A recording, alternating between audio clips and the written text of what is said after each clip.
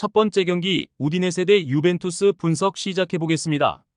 우디네세는 승격팀을 상대한 주중 경기를 패했으며 두 골을 뽑아내긴 했지만 베네치의 파상 공세를 막아내지 못했기 때문에 이 경기는 연패를 피하기 위해 홈이지만 강팀 상대로 버티기로 나설 것이고, 로브리치와 파에로 등 중앙 미드필더들이 수비 라인을 보호하며 상대의 공세에 대응할 것이다. 유벤투스는 파르마 상대로 고전하며 승점 1점 추가에 그쳤으며 리그 개막 이후 무패를 달리는 유일한 팀이지만 승리가 4경기에 불과하기에 4위로 처져 있고, 나폴리와 인테르 등이 승리를 챙기며 달아나는 상황이기에 이번 라운드 승리가 간절한데, 캄비아소와 웨아 등 측면 선수들이 공격적인 침투로 임할 것이고 블라호비치도 집중하고 나설 것이다. 유벤투스의 승리를 본다. 우디네세는 비올과 카바셀레 등이 상대 스트라이커와 피지컬적으로 싸워낼 힘이 있다. 그러나 HV의 공격 가담이 워낙 많기에 외려 측면에서 위기에 자주 처하는데, 콘세 이상과 일디제, 티모시 웨아 등이 돌파로 기회를 노릴 유벤투스가 승리할 것이다. 두 번째 경기 울버햄튼 대 크리스탈 팰리스 분석 시작해 보겠습니다. 울버햄튼은 지난 라운드에서 브라이튼 상대로 시즌 최고의 경기를 했으며 상대가 워낙 좋은 시즌 스타트를 했고 원정이었기에 고전이 예상됐는데 아이트누리와 쿠냐의 골로 패하지 않았고 100% 나선 경기의 경기력이 좋지 않았기에 백스리로 전환한 것이 성공적이었는데, 수비 부담을 덜어낸 세메도와 아이터누리가 활발하게 측면을 돌파했고 도일이 중원에서 몸을 던지는 플레이로 경기의 주도권을 내주지 않았다. 팰리스는 토트넘을 잡고 시즌 첫 승을 신고했으며 강팀 상대로 나선 런던 더비에서 패배가 유력해 보였는데 선발 스트라이커로 나선 마테타의 골을 지키며 승리했는데, 그러나 여전히 강등권 언저리에 머물러 있고 승점 추가가 간절한 상황이다. 최하위권 원정에서 사르와 마테타가 공격적으로 임하며 승리를 노릴 것이다.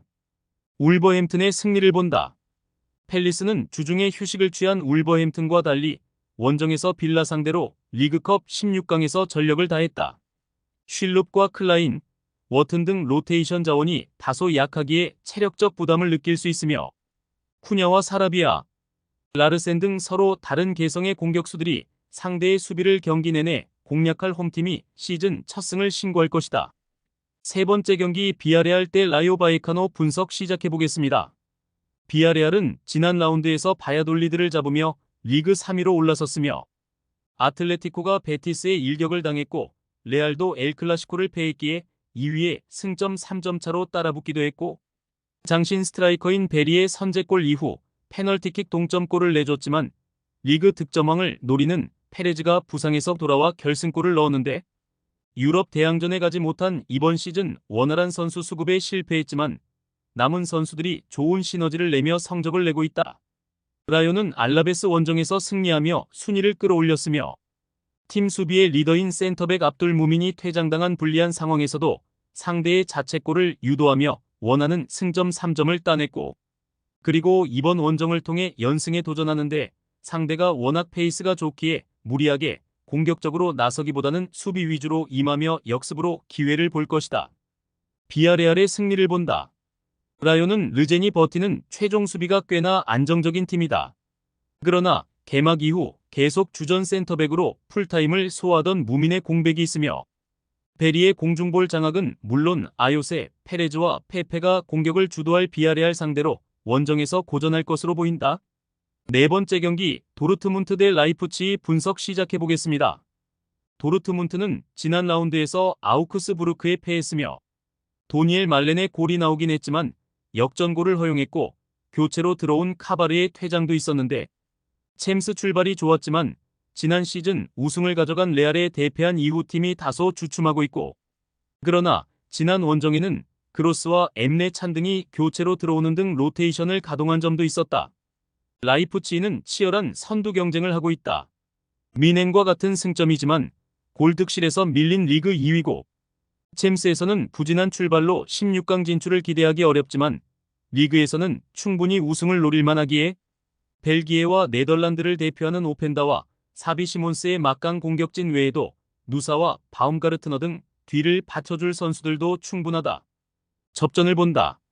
라이프치히는 원정에서도 안정적인 경기력으로 무패를 달리고 있고, 그러나 공격적으로 나서는 홈에 비해 다소 소극적인 운영인 건 맞다.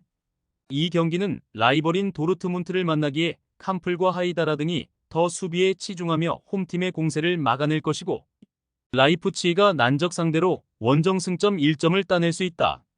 다섯 번째 경기 AC 몬차 대 AC 밀란 분석 시작해 보겠습니다.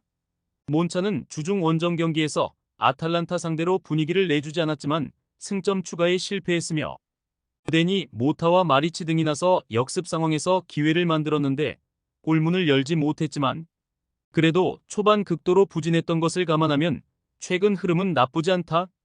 페시나와 비안코 등의 중원 경기력도 살아났다.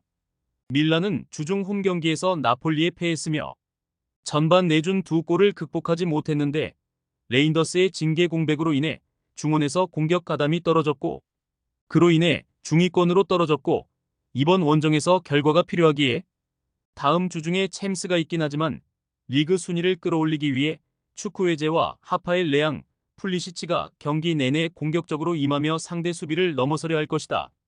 밀란의 승리를 본다. 몬차의 최근이 나아진 건 사실이지만 데니 모타를 제외하면 확실하게 해결할 선수가 없다.